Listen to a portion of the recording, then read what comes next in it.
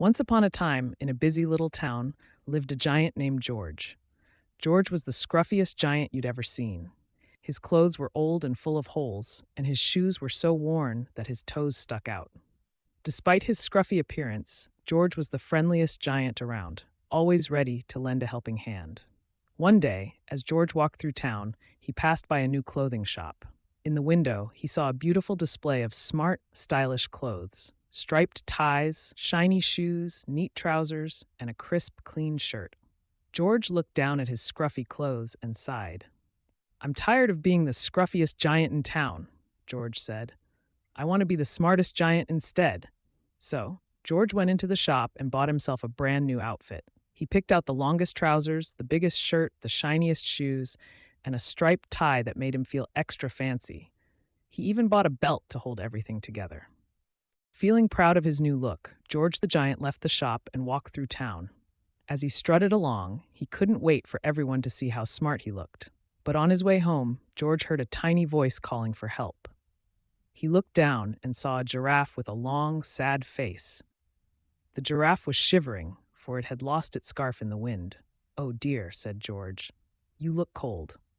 "I lost my scarf, and now my neck is freezing," the giraffe said, sniffling. Without a second thought, George took off his brand new striped tie. He wrapped it around the giraffe's neck, tying it snugly. It was just the right length to keep the giraffe warm. "Thank you, George," the giraffe said, smiling. "You're so kind." George smiled back, feeling happy that he could help, even though he no longer had his fancy tie. He continued on his way, feeling just a little less smart without it, but still pleased. A little further down the road, George came across a goat. The goat was pacing nervously back and forth in front of its shed. "What's wrong, goat?" George asked. "My shed's roof blew away in a storm, and now I have no shelter from the rain," bleated the goat. George scratched his head and then smiled. "I know what I can do." He took off his brand new shirt and handed it to the goat. "Here, use this as a roof for your shed." The goat looked up, surprised.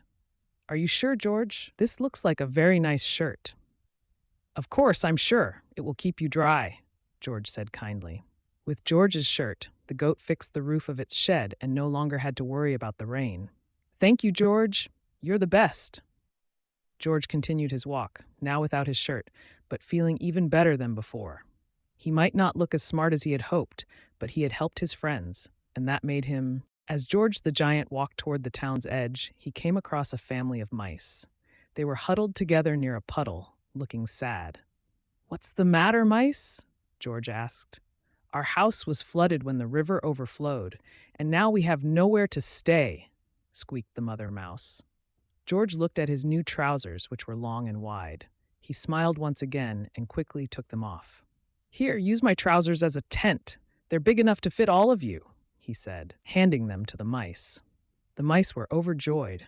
They worked together to set up the trousers as a cozy tent. "Thank you, George. You've saved us," they squeaked in unison. George continued on his way, now wearing only his belt and shoes. He felt a little chilly, but his heart was warm with the happiness of having helped his friends. As George approached the edge of town, he spotted a fox sitting by the roadside. The fox looked very tired. "What's wrong, Fox?" George the Giant asked gently. "I've been walking for hours and my paws are sore," the fox said, looking down at its scratched-up feet. George didn't hesitate. He knelt down, removed his shiny new shoes, and handed them to the fox. "Here, take my shoes. They'll protect your paws." The fox's eyes lit up. "Thank you, George. These are the nicest shoes I've ever seen." George smiled and watched as the fox trotted off happily, its paws no longer sore. Now George was walking home barefoot, with no shirt, trousers, or shoes. He didn't look smart anymore, but he felt happier than ever. Every time he thought of the animals he had helped, his heart swelled with joy. Finally, George reached his house. As he opened the door, he saw all the animals he had helped earlier. The giraffe, the goat, the mice, and the fox were all gathered outside his house, holding a surprise for him. "George, you've given us so much," said the giraffe. "Now it's our turn to give something back to you." The animals presented George with a gift. It was a golden crown made of flowers, ribbons, and shiny leaves. "You're not just the smartest giant in town," the goat said. "You're also the kindest." George the giant beamed as they placed the crown on his head. It wasn't new clothes that made him happy, but the love and friendship he had gained from being kind.